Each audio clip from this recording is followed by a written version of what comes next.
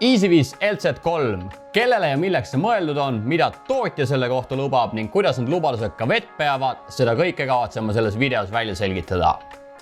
Boom! Tere sina, kes ilmselt enda vajadustele vastavat valvekaamerat otsid. Minu nimi on Toomas ja ma olen täiesti tavaline Eesti mees, kelle kätte kaameramaailma on andnud siis selle EasyVizi LZ3 ja palunud teha mul sellest väikse kasutajakogemusvideo läbi tavalise inimese silmade. Selle väikse videoeksperimendi mõte on anda siis sulle vahetut ja ausat tagasisidet ja loodetavasti see video aitab siis sulle otsustamise kergemaks muuta. Aga aitab sissejuhatusest, lähme asja kallale. Nii, esiteks, kuhu see kaamera siis mõeldud on või kuhu ta sobida võiks? Kuna tegemist on nii-öelda seinalambi stiilis valvekaameraga ja suudab ta teha mõlemat, nii valgustada kui valvata, siis ta sobib ideaalselt sellistesse kohtadesse, kus sul on nii või naa valgustit vaja. Näiteks trepikodadesse, garaaži uste ette, terrassile ja nii edasi. Ehk eramajas ideaalne abimees. Mida see kaamera siis eeldab, et seda kasutada saaks, on Wi-Fi olemasolu, ühesõnaga, et tal oleks ligipääs Wi-File ja teiseks ta siis tahab stabiilset 203 voldist toidet.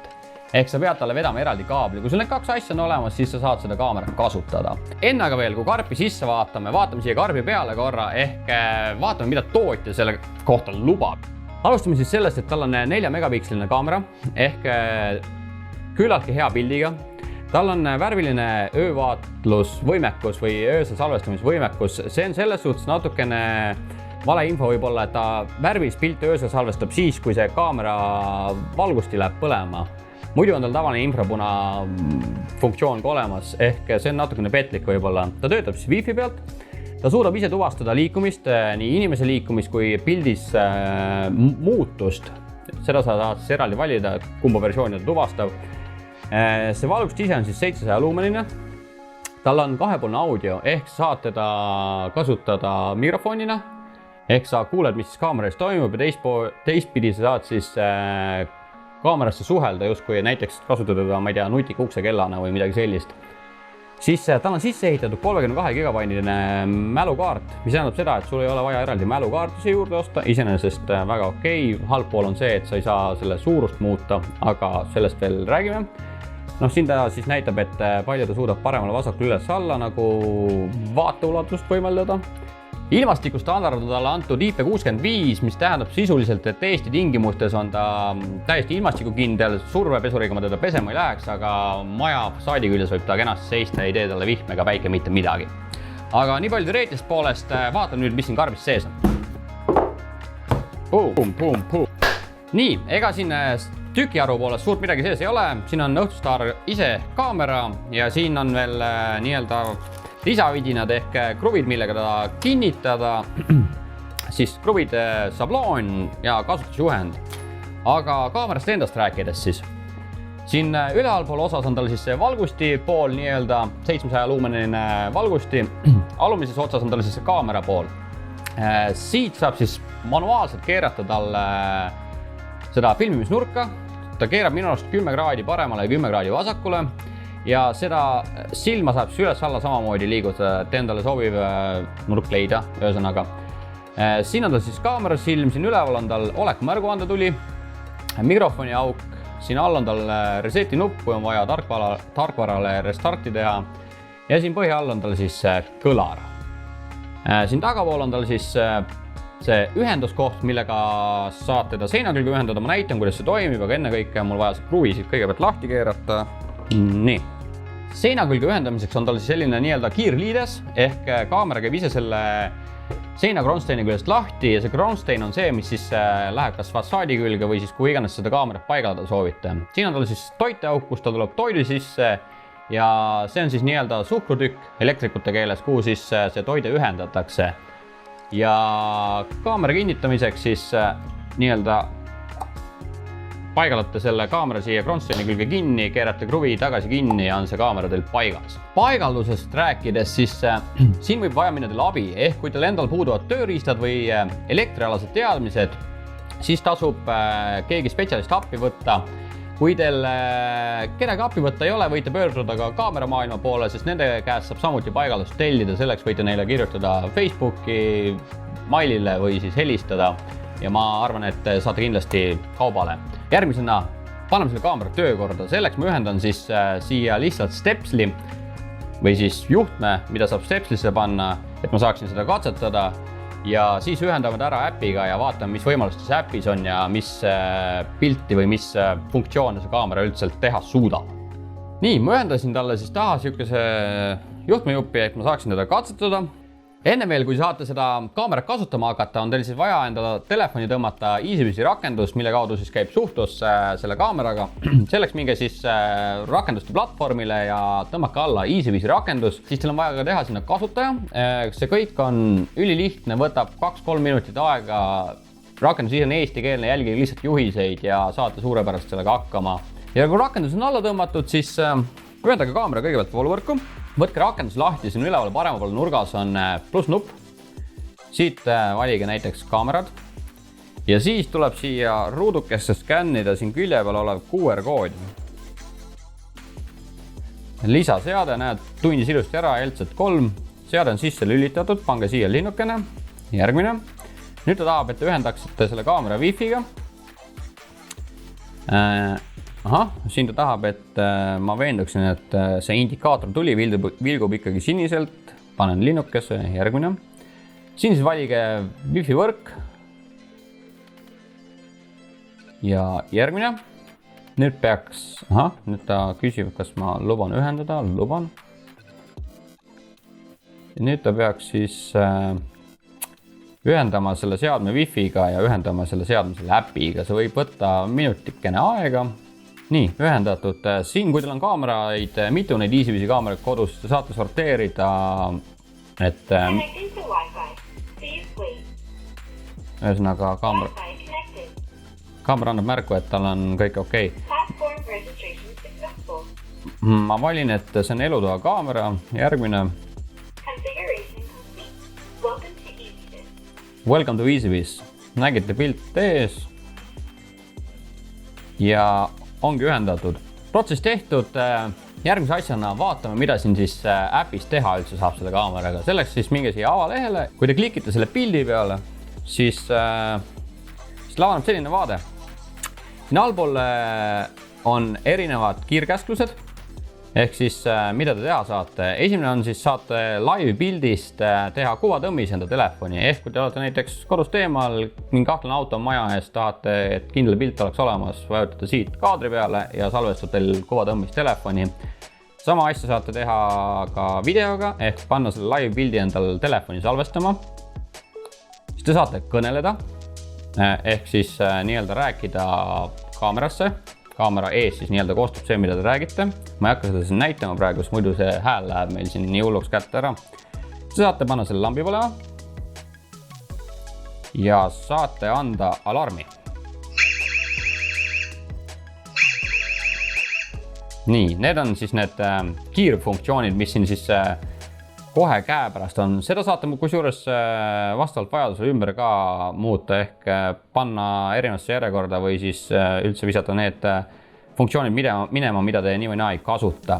Aga siin üleval, kui te klikite selle pildi peale, on väike hammasratta märk ja kui te siia vajutate, ilmuvad siis nii-öelda peenhäälestusseaded.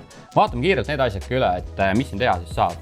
Esimene asi, heleduse seaded. Siin saate siis seda lampi seadistada vastavalt vajadusele.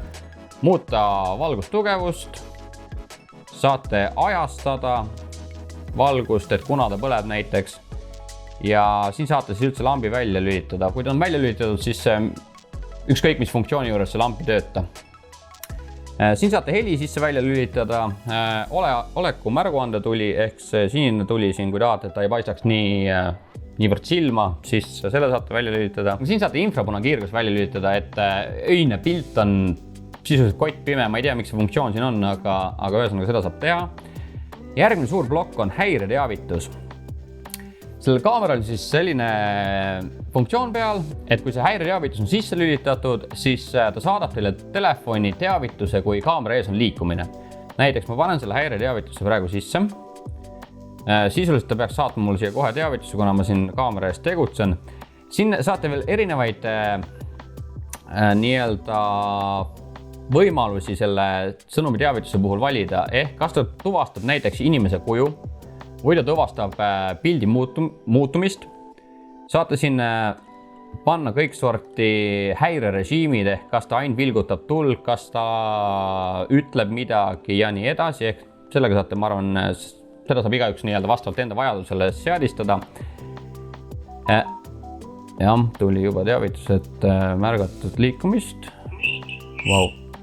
Teavituste kava saab määrata, ehk siis panete näiteks sel ajal, kui te argipäeviti kodus ei ole, panete teavitused peale, näiteks ma ei tea, esmaspäevast reedeni 9-5 on teavitus sees.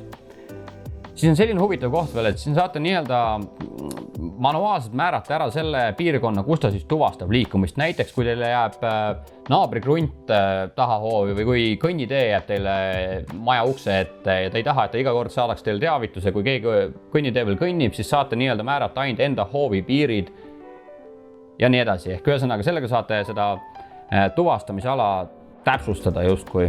Ja siit saab siis muuta seda tuvastamise tundlikkust. See on siis samamoodi vastavalt siis vajadusele. Teinekord hakkab kõrge tundlikkusega lumehelbe peale salvestama ja kui seda ei taha, siis seda saate siit maha võtta. Ehk ühesõnaga häireteavituste blokk on küllaltki võimaluste rohke.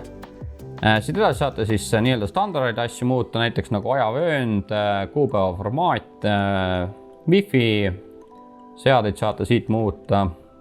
Mäluolek, siin saate siis nii-öelda hallata enda salvestusvõimalusi ehk vaadata, mis mälukaardiga toimub või siis kui teil on tellitud eraldi pilvesalvestamissüsteem. See on küll eraldi raha eest, seal on erinevaid võimalusi, hinnad sõltuvad 4,99, hinnad kõiguvad 4,99 kuni 14,99-ni, seal sõltuvad mahust ja sõltuvalt salvestuse ajast. Ehk kui te ei taha mälukaardil salvestada, siis see võimalus on ka olemas, et teate, et saate selle pilveteenuse juurde tellida endale. Ühesõnaga, siit saate siis neid mäluga seatud toiminguid teha. Ja siin allpool tulevad siis sellised standardsed seaded nagu kasutusjuhend, seadme info ja nii edasi. Et ühesõnaga, tegelikult on hästi loogiline, hästi lihtne äpp, eestikeelne ja kõik, kes nutitelefoni oskavad kasutada, saavad sellest äppist ka väga selgelt aru. Et asi poleks ainult teoreetiline, siis me käisime seda kaameraka reaalselt katsetamas ja me üritasime siis peaasjalikult aru saada sellest, kui kaugelt on võimalik ära tuvastada inimese nägu nii valgel kui pimedal ajal. Ja teisalt me üritasime aru saada, kui võimekas on see liikumisandur, mis siia sisse on ehitatud, ehk mis meetrite pealt on see kaamera tunneb ära liikumise ja saadab sulle häireteavituse. Positiivseks üllatuseks on see, et pilt on talle äärmiselt hea. Inimest on võimalik valgel ajal tuvastada seal kuskil 8-9 meetri peal veel. Pimedas oli see tulemus 4-5-6 meetrit ja liikumisandur on tal samuti küllaltki võimekas pimedal ajal seal 4-5 meetri peal ja valgel ajal sinna 8-9 meetri peale. Ehk väga korralik tulemus ja peaks katma ära nii-öelda kõik vajadused ehk kaitsma ilusti su terrassi, kaitsma ilusti su maja esist. Nagu sa nägid, siis testid olid küllaltki lühikesed ja põhjus lihtne, sest see kaamera ise on lihtne. Siin ei ole väga palju keerulisi funktsioone, mida katsetada ja kõik, mis me välja suutsime mõelda, me tegime ära. Aga mis ma siis ütleks kokkuvõtteks selle kaamera kohta? Alustame siis kõigepealt positiivsetest asjadest ehk kaamera pilt. Kindlasti suurim asi, mis mind üllatas, selle raha eest väga okei pilt. Sealt pealt saab ilusti kõik asjad ära tuvastada. Ja teine asi, mis mind üllatas, oli liikumisandur ehk võimeks liikumisandur katab kenasti ära kogu tavakasutaja jaoks nii-öelda olulise ala. Seal valges 7-8 meetrit, väga okei tulemus. Valgust siis endast rääkides, siis ka see on täiesti toimiv ja täiesti reaalne valgusti. Nagu te seal katsetusest nägite, siis mõnus sume valgus, mida saad siis vastavalt vajadusele ise siis reguleerida. Miinuspoolelt rääkides, kõige suurem miinus on see, et tal ei ole siis seda adapteri võimalust, ehk sa pead reaalselt vedama talle kaabli näol toite ja paigaldus võib samuti nõuda nii-öelda abikäsi, ehk sa ei pruugi selle paigaldamisega ise hakkama saada. Aga laias laastus selle raha eest nii kaamera kui valgusti endale saada, ma ütleks, et igati okei diil. Ja kui siingi hakkas see kaamera huvitama, siis selle video alt leiad lingi, mis viib sind kaameramaailma veebipoodi, kus sa saad siis kenasti selle kaamera endale pakiautomaati tellida. nii palju siis EasyVizi LZ3-st, ma loodan, et see video aitas sind, mina tänan tähelepanu eest ja kõike turvalist!